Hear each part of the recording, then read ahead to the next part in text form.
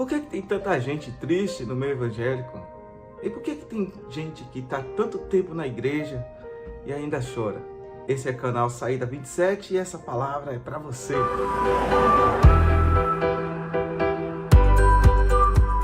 Eu queria dividir com vocês hoje esse pensamento, né? Porque a gente vê que dentro da igreja tem tanta gente que está triste. O que está faltando para essas pessoas? O que o cristão pode fazer para revigorar-se, estar sempre alegre? Dentro da presença de Deus, a gente sabe que é motivo de alegria, é motivo de a gente sempre estar muito feliz. O que acontece é que eu consigo perceber que tem muitos irmãos que eles passam por dificuldades. Essa realidade toda vez que chega, às vezes de uma forma tão pesada, faz com que a pessoa se sinta incapaz de achar uma saída. A gente sabe que o evangelho é a libertação, mas quando a gente se vê no meio de um problema ou quando se cai na mesmice do nosso dia a dia, porque sim, apesar da gente ter que viver em novidade de vida, existe a mesmice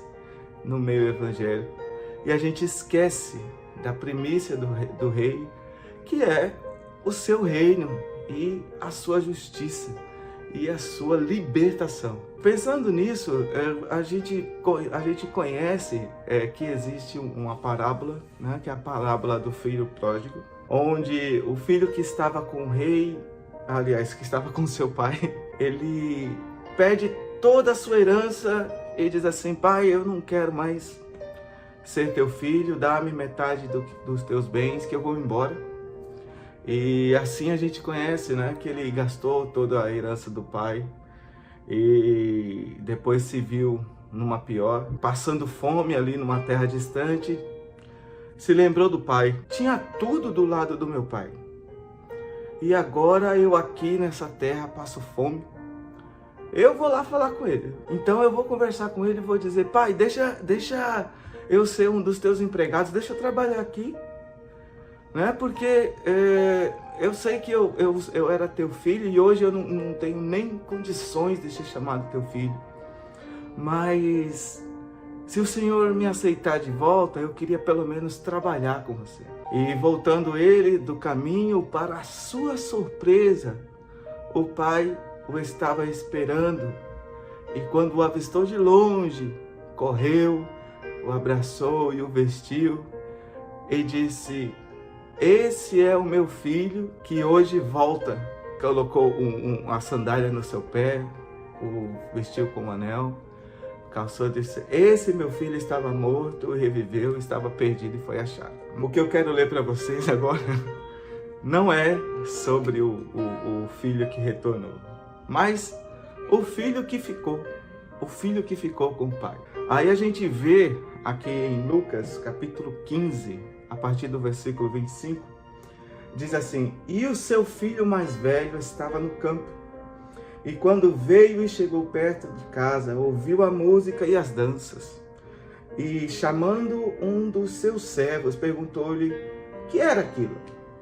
E ele disse: veio teu irmão, e teu pai matou o bezerro cevado, porque o recebeu são e salvo. Mas ele se indignou e não queria nem entrar. E saindo o pai estava com ele. Mas respondendo ele, disse ao pai: eis que sirvo há tantos anos, sem nunca transgredir o teu mandamento, e nunca me deste um cabrito para alegrar-me com os meus amigos, né? Vindo, porém, esse teu filho, que desperdiçou a tua fazenda com as meretrizes, mataste-lhe o bezerro cevado. E ele disse: filho, tu sempre estás comigo, e todas as minhas coisas são tuas. Mas era justo alegrarmos-nos e regozijarmos-nos, porque esse teu irmão estava morto e reviveu, estava perdido e foi achado. Quero falar para você que o tema dessa mensagem é o filho que ficou. Você veja que ele estava no campo, ele estava trabalhando igual a muitos irmãos nossos estão dentro da igreja, estão no labor e não se dão conta que todas as bênçãos que já fluem e que são oferecidas àqueles que estão chegando, já são deles. Então, o que falta para a gente reconhecer isso e tomar posse disso? Por que a gente chora tanto? Por que existem tantas lutas? Será que é por causa das tarefas do campo? Aqui eu entendo que campo representa a labuta pela palavra de Deus, ou seja, o exercício da fé, que é fazer o bem, estar dentro da igreja, em oração, em jejum, louvando a Deus. Mas parece que isso pode causar algum tipo de cansaço físico, né? E tem muita gente que se apega àquela palavra assim: eu tomo a minha cruz e vou até o fim. Esquece de viver o bem do Senhor, né?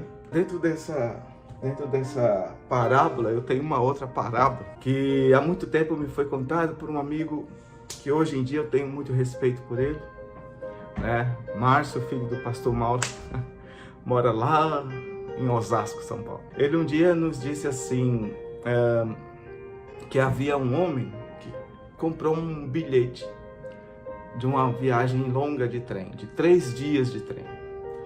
E esse rapaz, ele gastou tudo que ele tinha por essa passagem, né? E era uma passagem muito cara, uma viagem muito longa, né? E ele não tinha mais como se manter na viagem. A única coisa que ele tinha ali era 3 pãezinhos, uma garrafinha de água, algumas mudas de roupa. Embarcou e foi. Passando assim o primeiro dia, saiu o anúncio, aliás, no primeiro dia da viagem, né? Saiu o anúncio do almoço. O moço que toma conta do trem, que eu não sei se é chofer, não é chofer. Mas o guarda lá do trem, né? Saiu anunciando o almoço. Ele viu que todo mundo foi até o vagão do restaurante e ele ficou e ali comia o pãozinho dele com a água.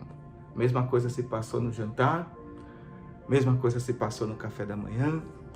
Aí quando foi no segundo dia de viagem, o pão já estava duro, foi acabando a água.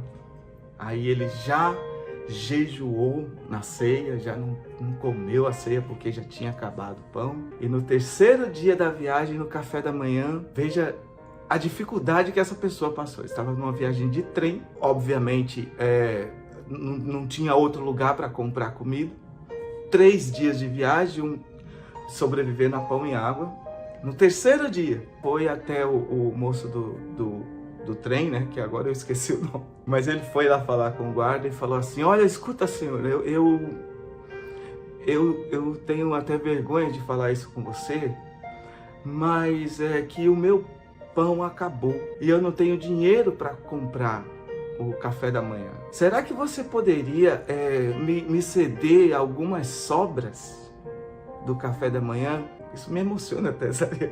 Aí o guarda fala para ele assim: mas como assim? Você chegou a ler o bilhete da sua passagem? Aí ele falou: bilhete da passagem? Sim, o bilhete da sua passagem, deixa eu ver. Aí pegou o bilhete da passagem.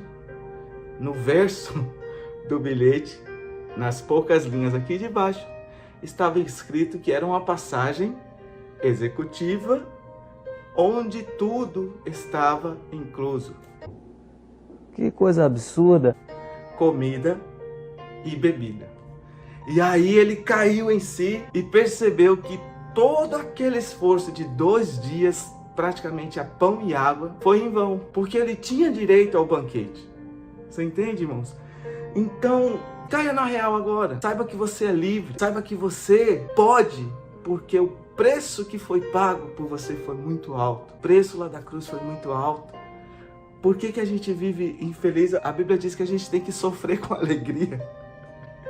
Você quer ver? Você pega aquele versículo onde nas bem-aventuranças o Senhor fala: alegrai-vos e regozijai-vos quando em meu nome disserem todo mal e fizerem todo mal contra ti. A alegria do Senhor já nos pertence. O crente no Senhor já tem muito os seus benefícios, né? A sua passagem já inclui tudo. E o fato de estarmos na casa de Deus já é motivo de alegria. No Salmo a gente vê que me alegrei quando me disseram vamos à casa do Senhor. Muitas vezes, irmãos, pela nossa ansiedade e pelo fato de você estar buscando sempre o material dentro da casa de Deus, você acaba se frustrando. Porque dentro da casa do Senhor nós temos que viver os frutos do Espírito. E os frutos do Espírito estão lá. Está escrito, né? Que os frutos do Espírito são mansidão, temperança, amor ao próximo, não é isso? Paciência.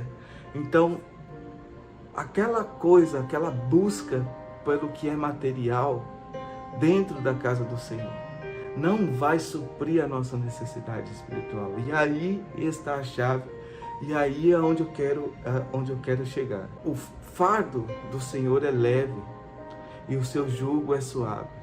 Então aceite a sua condição de pecador, aceite a sua condição de servo e entre na casa do Senhor com alegria, porque o Senhor já pagou um preço muito alto por você. Sofra com alegria sabendo que tudo aquilo que não se pode comprar com dinheiro, o Senhor já pagou por você. Então, diante dessa palavra de hoje, eu queria dizer que você é mais que vencedor. Você não é só servo, você é convidado do Rei. Você tem direito ao Rei.